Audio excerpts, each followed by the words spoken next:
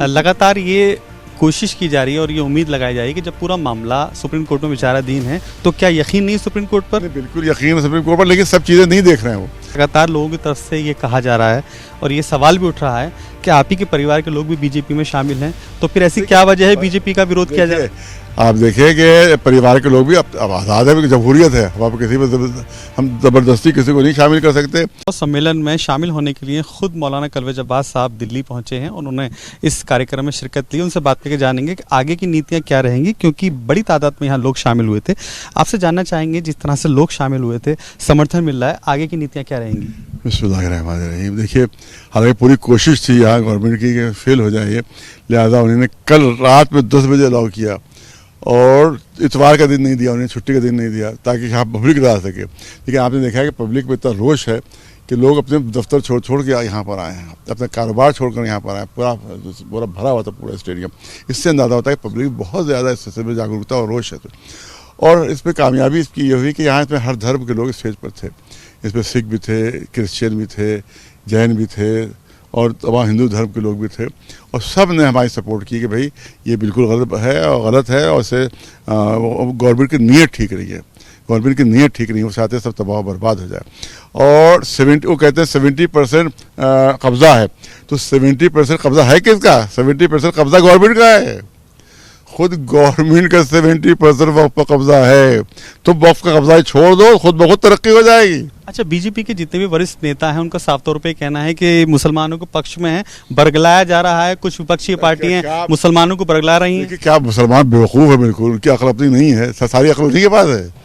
सारी अकल उन्हीं के पास। बरगलाया जा, बच्चे को बरगलाया जा सकता है, कि किसी बड़े समझदार पढ़े लिखे को बरगलाया जा सकता है, तो वो बिल्कुल गलत बात कह रहे हैं। इसका मतलब इंसल्ट कर रहे हैं मुसलमानों की। वो इंसल्ट कर रहे हैं कि हमारे पास अकल ही नहीं समझने की। एक एक चीज़ घातक है इसमें, एक एक आर्टिकल इसमें घातक है, जिससे सिर्फ आपको नुकसान पहुंचेगा। एक भी अगर एक यूँ आँख बंद करके उंगली रखें और उसके बाद हम देखें क्या है, उसको बताएं कि हाँ, हम नहीं बताएंगे कौन सा। वो करें कि आंखें बंद कर लें, 42-44 हैं, आंखें बंद कर किसी एक आर्टिकल पर उंगली खुद ही आँख बंद कर रखें, उसका बताएं कि उसमें क्या फ़ायदा है। अच्छा, एक सवाल और जनाब, लगातार ये कोशिश की जा रही है और ये उम्मीद लगाई जा रही है कि जब पूरा मामला सुप्रीम कोर्ट में विचाराधीन है तो क्या यकीन नहीं सुप्रीम कोर्ट पर? बिल्कुल यकीन है सुप्रीम कोर्ट पर, लेकिन सब चीज़ें नहीं देख रहे हैं वो। सिर्फ 3 चीज़ें उन्होंने ली हैं, तो 3 चीज़ें तो है नहीं, काफ़ी नहीं है।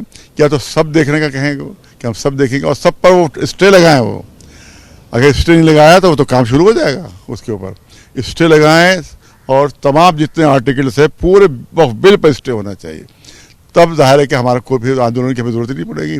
तो स्टेज उस पर हमारी बहस चलेगी, गुफ्तगू चलेगी, वहाँ पर उसमें अपना पक्ष रखेंगे। अच्छा, मेरा एक आखिरी सवाल है, लगातार लोगों की तरफ से ये कहा जा रहा है और ये सवाल भी उठ रहा है कि आप ही के परिवार के लोग भी बीजेपी में शामिल हैं, तो फिर ऐसी क्या वजह है बीजेपी का विरोध किया जाए?